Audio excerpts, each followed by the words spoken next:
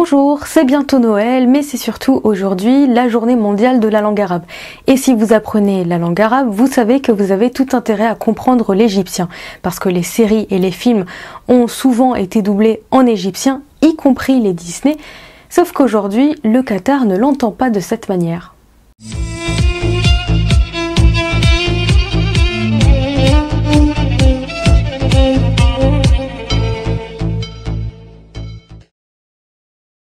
En 2013, Al Jazeera, la chaîne qatari, rachète les droits des films Disney et tous les films que vous avez vus dans votre enfance sont redoublés en arabe standard. Leur but, promouvoir l'arabe littéraire auprès des enfants.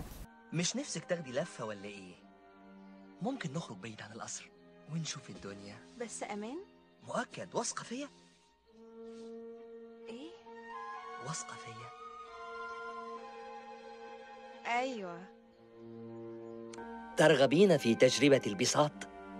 هيا لنخرج بعيدا كي نتنزه. أهو آمن؟ نعم، أتثقين بي؟ ماذا؟ أتثقين بي؟ أجل. Dans le monde arabe, les gens ont trouvé ça bizarre, ils n'étaient pas habitués.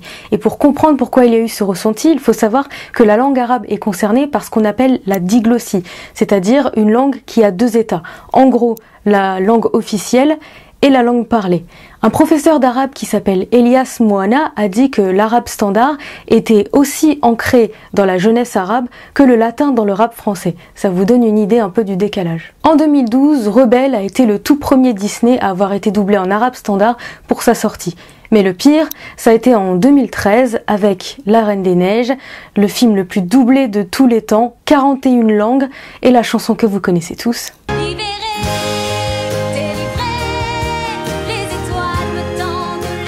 Et en arabe, ça a donné ça.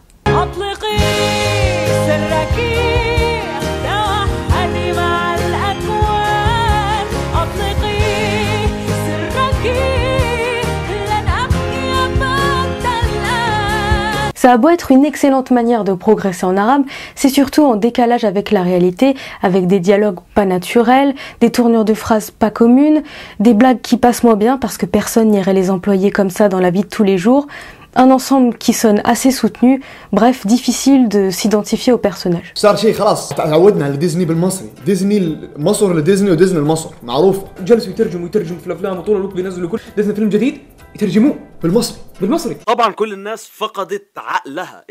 ازاي ديزني ما تبقاش بالمصري؟ ازاي الاغاني هتتغنى ازاي؟ Sur Twitter, le hashtag Disney lazem tarja Masri, qui veut dire Disney doit revenir à l'arabe, a été tweeté plus de 10 000 fois et il a même été soutenu par des personnalités comme Bassem Youssef, Mohamed Enedi ou Mona Zaki, qui sont des acteurs égyptiens.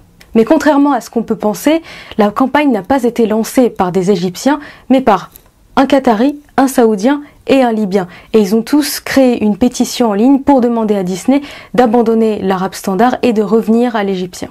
La question que ça pose, c'est quelle place pour les deux variétés de langues. On a d'un côté l'arabe standard, qui est la langue formelle, la langue des médias, la langue de l'administration, et de l'autre, le dialecte, qui est l'arabe parlé dans la vie de tous les jours. On pourrait imaginer que Disney se mette à faire des doublages pour l'arabe standard et l'égyptien, ou pourquoi pas pour chaque dialecte du monde arabe, parce que c'est déjà le cas pour l'espagnol, par exemple, avec le castillan et le catalan.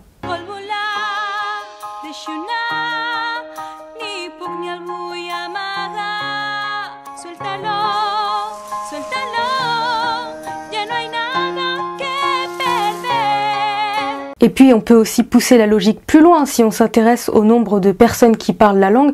Pourquoi on ferait un doublage en islandais et pas en dialecte marocain par exemple ? De l'autre côté, il y a plutôt la ligne Al Jazeera, les plus puristes qui considèrent que les dialectes altèrent la langue modèle et que les dialectes ne sont finalement pas assez nobles. De toute façon, la pétition demandait à ce que le dernier film en date de Disney, Le Monde de Dory, soit doublé en égyptien, mais ça n'a pas été le cas. Et c'est d'autant plus perturbant parce que ça crée une rupture et que c'était censé être la suite du Monde de Nemo, et là on a droit à deux versions différentes d'une même langue.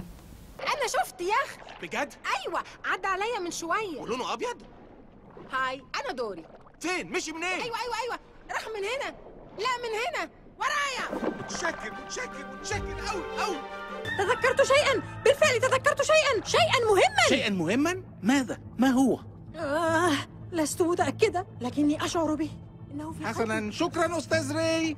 هيا حاولي التذكر لا تتصرفي كدوري يا دوري. Voilà, j'espère que cette vidéo vous aura plu. Elle était plus courte que d'habitude, c'est vrai, mais il faut parfois des sujets un peu plus légers qui donnent quand même des notions sur la langue arabe. En attendant, je vais vous laisser avec une version égyptienne de La Reine des Neiges qui était sortie par des internautes en réaction à la version officielle en arabe standard. À bientôt.